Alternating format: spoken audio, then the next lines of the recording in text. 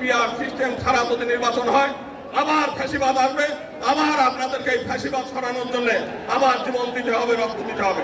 জামাতে ইসলাম শুধুমাত্র একটা রাজনৈতিক দল নয়, এটা একটা ইউনিভার্সাল ইউনিভার্সিটি। আপনারা এখানে আসেন, শিক্ষা লাভ করেন, নীতি শিক্ষা নেন, আদর্শ শিক্ষা নেন এবং কিভাবে ধর্ম অনুযায়ী দেশ নিজের জীবন পরিচালনা করা যায় এবং দেশ পরিচালনা করা যায় আপনারা সেই শিক্ষা লাভ করেন। অন্যায়ভাবে জুডিশিয়াল কিলিং করে একের পর এক হত্যা করছিল, সেই সময় এই সিংহ পুরুষ অকুত ভয় নিয়ে তিনি জামাত ইসলামের হাল ধরে সারা বাংলাদেশে জামাত ইসলামকে সুসংগঠিত করেছেন। আজকে আমাদের পক্ষ থেকে তাকে আমরা শ্রদ্ধা জানাই।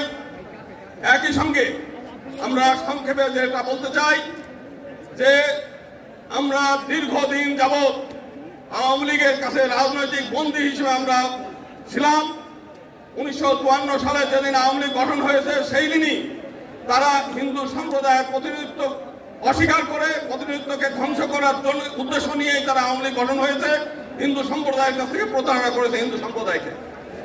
একই সঙ্গে আমরা আরেকটা বৃহৎ দল দেখেছি যারা দীর্ঘদিন এই দেশে শাসন করেছে, তারা হিন্দু সম্প্রদায়কে প্রতারণা করেছে, নেগলেক্ট করেছে এবং ক্ষতিগ্রস্ত করেছে।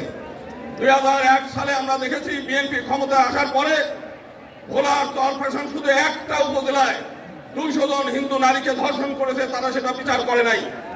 এই 2 দিন আগেও পার্বত্য চট্টগ্রাম আমরা দেখেছি 4টি একজন আদিবাসী নারীকে, কিশোরীকে 4 জন বিএনপি কর্মী দ্বারা ধর্ষিত হয়েছে। আজকে সারা বাংলাদেশে চাঁদাবাজি, সন্ত্রাস, টেন্ডারবাজি এইগুলো একের পর এক চলছে। আজকে সমগ্র বাংলাদেশের মানুষ আপনারা এখানে এসেছেন জামাতে ইসলামের ডাকে।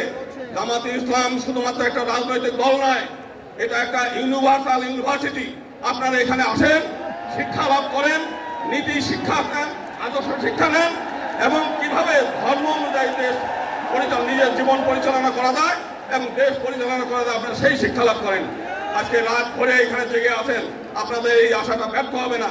যদি রাজনৈতিক ক্ষমতা আপনাদের নাও থাকে, আপনাদের জীবন ধন্য হয়ে গেল শুধুমাত্র এই জামাত ইসলামে অংশগ্রহণ করার কারণে। আমরা আগামী দিনে আমরা বলতে চাই, একবার ফ্যাসিবাদ বিদায় হয়েছে, আবার কোনোদিন আমরা এই ফ্যাসিবাদ চাই না। এখানে জুলাই আন্দোলনের শহীদ পরিবারের সদস্যরা আছে, যদি আবারও এই দেশে পিআর সিস্টেম ছাড়া যদি নির্বাচন হয় আবার ফ্যাসিবাদ আসবে, আবার আপনাদেরকে এই ফ্যাসিবাদ সরানোর জন্য আবার জীবন দিতে হবে, রক্ত দিতে হবে।